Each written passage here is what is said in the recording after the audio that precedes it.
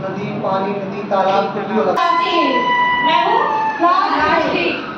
सब्जी लाए प्लास्टिक में, कपड़े लाए प्लास्टिक में, फल लाए प्लास्टिक में, पानी की बोतल प्लास्टिक की। हर जगह मैं ही मैं हूँ, हर जगह मैं ही मैं हूँ।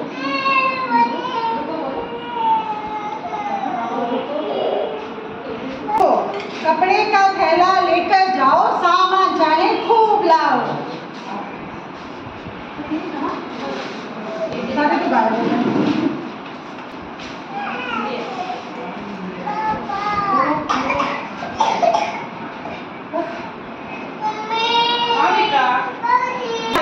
कूड़ा इधर उधर फेंकने की बजाय डस्टबिन में डालना चाहिए। कोशिश करें कि अपने विद्यालय में डस्टबिन ऐसी जगह रखें जहाँ वो खाना खा रहे हैं या जैसे मिड डे मील खिलाते हैं उस जगह रखें, ताकि बच्चे इसका पूरा भरपूर उपयोग कर सकें। बच्चे अपने कागज, प्लास्टिक, कॉफी के छिलके वगैरह सब इसमें डाल, कपड़े का जो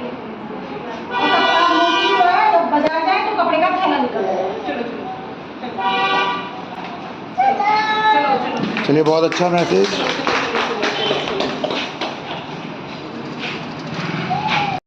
कहाँ से आया, चोर को किसने पकड़ा, चोर के पीछे कौन कौन भाग रहा था और सबसे ज्यादा चालाक या होशियार कौन था। इस तरीके से अच्छा प्रयास।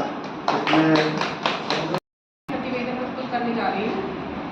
इसमें टाइमिंग नहीं आती सर?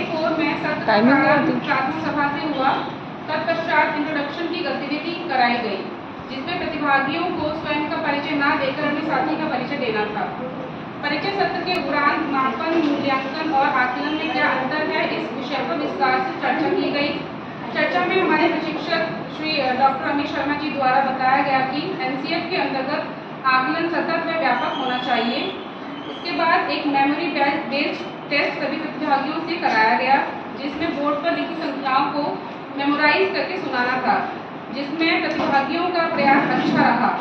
बाद में डेवलपमेंट ऑफ लिसनिंग स्किल्स विषय पर चर्चा की गई। इसके उपरांत डे 4 के प्रशिक्षण के मुख्य बिंदु AIDES एक आदर्श शिक्षण मॉडल पर सर द्वारा प्रकाश डाला गया। इसके उपरांत हम बच्चों का मौखिक भाषा विकास कैसे कर सकते हैं, इस विषय पर चर्चा हुई। वह प्रतिभागियों द्वारा सार्थक बिंदु निकलकर आए। तत्पश्चात निदानात्मक शिक्षण डायग्नोस्टिक टीचिंग के विषय में संक्षिप्त से चर्चा हुई।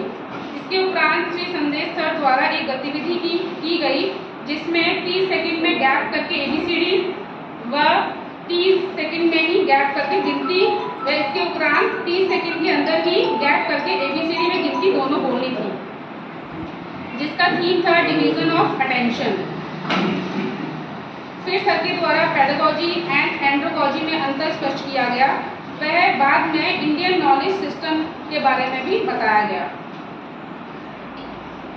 इसके बाद सर ने बताया कि कैसे हमारी वर्तमान पाठ्यचर्या व पुस्तकें भारतीय ज्ञान विधि के को आधार मानकर बनाई जाती हैं। तत्पश्चात मल्टीडिसिप्लिनरी, इंटरडिसिप्लिनरी और ट्रांसडिसिप्लिनरी में क्या अंतर है की समझ विकसित की गई। बाद में लर्निंग क्या है, एक महत्वपूर्ण बिंदु पर चर्चा भी की गई। इसी क्रम में language acquisition and language learning में क्या अंतर। इसके उपरांत एट फाउंडेशनल स्टेज और एट प्रिपरेटरी स्टेज पर क्या टीचिंग मेथड्स या अप्रोच होनी चाहिए, इस पर चर्चा की गई।